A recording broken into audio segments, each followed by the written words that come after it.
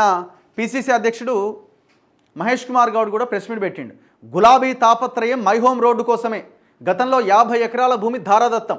కంచ గచ్చిబౌలి భూముల్లోనే my home విహంగ. పర్యావరణ సమతుల్యత అప్పుడు గుర్తుకు రాలేదా? పిసిసి చీఫ్ మహేష్ కుమార్ గౌడ్ ప్రశ్న. ఇప్పుడు దీని మీద నేను మాట్లాడమనండి, నోరు రాదు. ఎంత కామెడీ ఉంటుందంటే మీరు చూడండి. ఇగో ఇక్కడ బీజేపీ, ఇక్కడ బీఆర్ఎస్, ఇక్కడ Congress.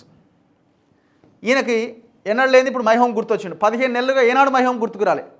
My home Rameshwar Rao batch అంతా మేళ్ల చెరువు తహసీల్దార్ ఆఫీస్కి పోయి ఆడ అక్రమంగా ఆగమాగం చేస్తున్నారు, మేనేజ్ చేస్తున్నారు, ఫైల్స్ మేనేజ్ చేస్తున్నారు అని అంటే దాని మీద ఎవరు మాట్లాడరు.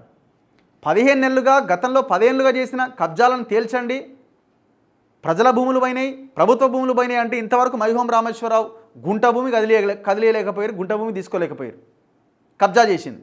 ఇప్పుడు వీళ్ళని కార్నర్ చేయాలి కదా. వీళ్ళని కార్నర్ చేయాలంటే ఇప్పుడు ఈ మై హోమ్ గురించి మాట్లాడాలి. ఇప్పుడు ఇది కాంగ్రెస్ పని.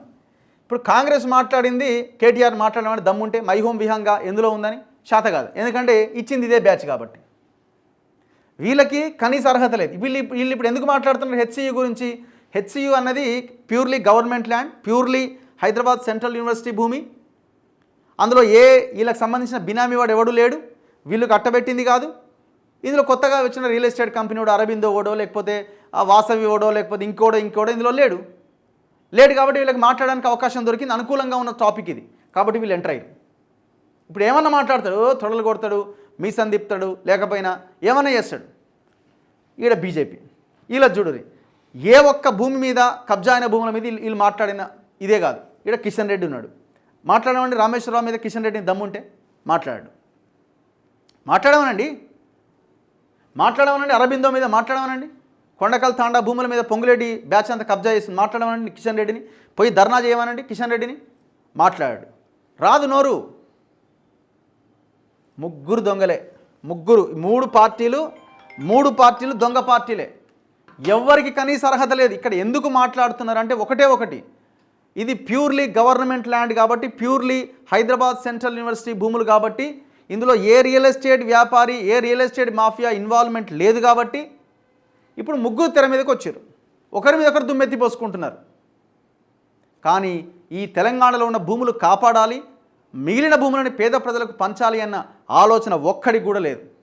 ఒక్క పార్టీ అయినా దమ్ముంటే మీకు ఒక కార్యాచరణ రూపొందించిరా?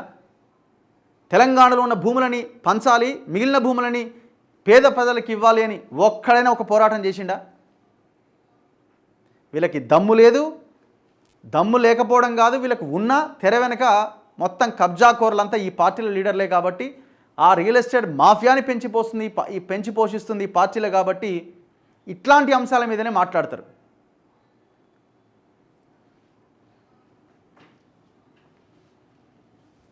ఇప్పుడు ఇక్కడ చూడుగా, విద్యార్థులపై పెట్టిన కేసులు ఎత్తేయాలి, సీఎం రేవంత్ పైన బీజేపీ ఎమ్మెల్యేల ధ్వజం.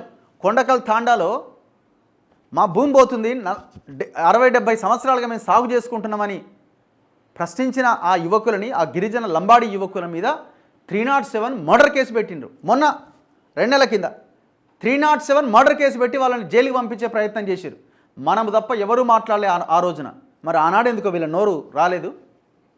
ఇవాళ విద్యార్థుల మీద కేసులని మాట్లాడుతున్నారే, మరి ఆనాడు ఎందుకు బీఆర్ఎస్ మాట్లాడలే, బీజేపీ మాట్లాడలే? కాంగ్రెస్కు ఆనాడు ఎందుకు ఇది కబ్జా అది కబ్జా అని ఎందుకు గుర్తుకు రాలే?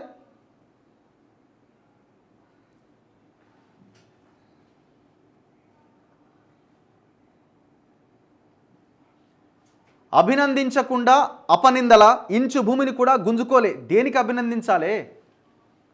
విలువైన భూమి కబ్జా అవుతుంటే అభినందించాలనా? ఇట్లాంటి నవీన్ మిట్టల్ లాంటి ఆఫీసర్లను పక్కన పెట్టుకొని మాట్లాడుతుంటే మిమ్మల్ని అభినందించాలనా? అడగండి. నవీన్ మిట్టల్ ఇంతకుముందు చూపించిన కదా స్టోరీ. 9 ఎకరాల 24 గుంటల గంధంగూడలో ఉన్న భూమి ప్రైవేట్ వాడికి రాసిచ్చిండిన. ఇట్లాంటి ఆఫీసర్లను పక్కన పెట్టుకొని మాట్లాడితే మేము అభినందించాలా? ఇట్లాంటి కబ్జాలు చేసే వాళ్ళని పక్కన కూర్చోబెట్టి మాట్లాడితే మేము అభినందించాలా? దేనికి అభినందించాలా? గవర్నమెంట్ భూమి అమ్ముతుంటే అభినందించడం ఏంది?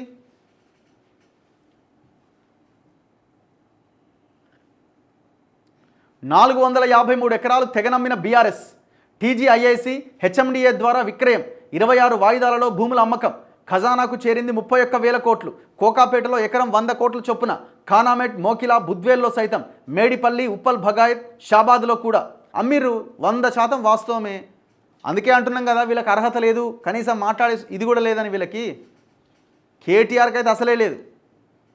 మిగతా పార్టీలకు ఏమో కానీ కేటీఆర్కి కనీస నైతిక అర్హత లేదు ఈ విషయంలో మాట్లాడడానికి.